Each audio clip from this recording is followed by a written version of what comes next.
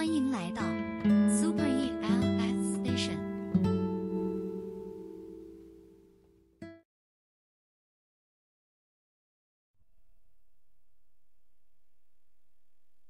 诺贝尔经济学奖得主阿比吉特和埃斯特是世界级贫困专家。为了弄清楚人为什么会陷入贫穷以及如何摆脱贫穷，他们用15年的时间调查贫困人群最集中的18个国家和地区。结果发现，人之所以穷，往往是因为掉入了一个又一个的贫穷陷阱中。更残忍的是，这些贫穷陷阱几乎是被设计好的。垃圾桶陷阱。你以为穷人会精打细算地过日子？不，他们往往比普通人花钱还要大手大脚。阿比吉特讲述了帕克的故事。帕克是印尼的一位农民，他身体虚弱，无法工作赚钱，常年处于赤贫状态。但当阿比吉特来到帕克家时，却出乎意料地发现，他的家里摆满了各种物品。电视机、DVD、移动电话以及茶叶、咖啡和糖，这些昂贵的生活用品和他窘迫的生活形成了鲜明的对比。在贫民窟里，像帕克这样的人并不鲜见。为了买一台62英寸的电视，他们冒着拖欠房租被扫地出门的风险。为了吃一顿美味的龙虾，他们宁愿在之后的29天里天天吃泡面。为了一瓶除皱面霜，他们可以忍受在寒冷的冬天因为欠交燃气费被停掉供暖。无论怎么劝说，穷人们还是一有点钱就跑去购物，无法控制自己享乐的欲望，缺乏延迟满足的定力，于是他们掉进了生产者设计的圈套里。前2天520商场转得盆满钵满，花店忙得不亦乐乎，可节日刚过，垃圾桶里却堆满了被丢弃的礼物、鲜花、玩偶、口红、香水。生活中这样的垃圾桶陷阱无处不在。你有没有发现，现在无论什么节日都被商家营销成购物节，稍会短视频的功夫就不知不觉下单了好几件商品，本想着趁双11捡个大漏，却在凑单的时候又多加购了几件计划之外的东西。制造消费者消费主义全球始终有一个观点，消费是被人为制造出来的。资本最擅长3件事：一是凭空制造需求，2是用消费品划分社会层级结构，3是设法加快你的消耗速度。秋天的第一杯奶茶，欠自己的一场旅行，一辈子一次的奢侈婚礼。生产者在想方设法掏空你的钱包，当你跟风消费，疯狂剁手而不自知的时候，就是你走向贫穷的开始。奶头乐陷阱。20世纪90年代，伴随着生产力的提升和竞争的加剧，美国贫富差距、阶层分化成为主要矛盾。如何让底层穷人安分守己？时任美国安全顾问的布热津斯基提出了著名的奶头乐理论。他认为可以给80%的社会边缘者一个奶头，这个奶头可以是发泄型娱乐，比如色情产业、游戏，也可以是大众娱乐，比如肥皂剧、八卦节目等。只要像喂婴儿奶嘴一样为穷人提供源源不断的快乐，他们就会沉浸其中不可自拔，永远自困于底层。回想一下，你有没有过这样的体验？在图书馆没学习一会儿就心痒难耐，忍不住拿起手机打了2把游戏。刚着手工作没一会儿就被推送的短视频吸引，一不留神刷了1个小时。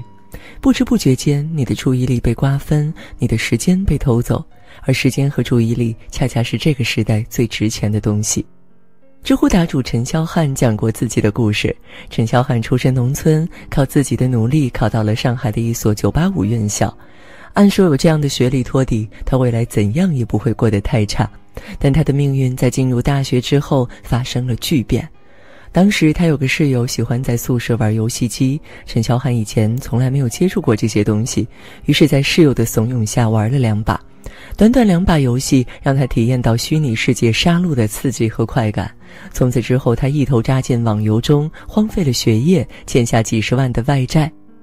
多年以后，他懊悔道，废掉一个人的所有事物当中，最可怕的其实不是贫穷本身，而是那些让人无法察觉的诱惑。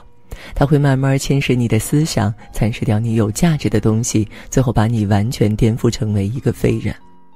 多巴胺上头，垃圾快乐上瘾，于是你掉进了富人设计的奶头乐的陷阱中。而当穷人越来越沉溺于手机、电脑、电视时，富人正一点点从网络生活中抽离。苹果之父乔布斯会限制孩子在家中使用科技产品，游戏设计师对魔兽世界也避之不及，很多硅谷巨头下了班压根儿不靠近电子设备。心理学家亚当·奥尔特曾直言不讳道，生产高科技产品的人仿佛遵守着毒品交易的头号规则，自己绝不能上瘾。因为处于社会顶层的他们比谁都明白，陷入短期快乐之中的结果只有一个：娱乐至死。老鼠赛道陷阱。在加利福尼亚的一个小镇上，住着一个爱写作的年轻人，他立志成为一名优秀的小说家，每天笔耕不辍，但小说的销量却差强人意。他去教堂问神父，为什么我夜以继日地写作，但是作品却没有任何进步呢？神父没有直接回答，而是反问，你早上都在做些什么？我在写小说。神父又问，那么上午呢？他回答道，也在写小说。神父继续问，下午呢？听到这话，年轻人有点不耐烦，我每天除了吃饭睡觉，其余时间都在写小说。那你什么时候在思考呢？这个年轻人的状态就像下面这张图，为了吃到头顶那块奶酪，老鼠拼命跑，然而结果却是一直在原地打转，忙死累死也吃不到头顶的奶酪。日复一日重复的忙碌，就像在这样的老鼠赛道里无限循环，陷入越穷越忙，越忙越穷的怪圈。听过这样一句扎心的话，如果单纯忙碌有用，那如今的首富只会是一头拉磨的驴。工作中让你更值钱的不是忙碌的程度，而是思考的深度。作家李尚龙曾在新东方当老师，工作了一段时间后，他向排课的领导申请周末晚上不上课，即使这意味着他每个月收入会减少4-5千。别的同事周末忙着上课挣钱，他待在家里看书、看电影、思考、写作。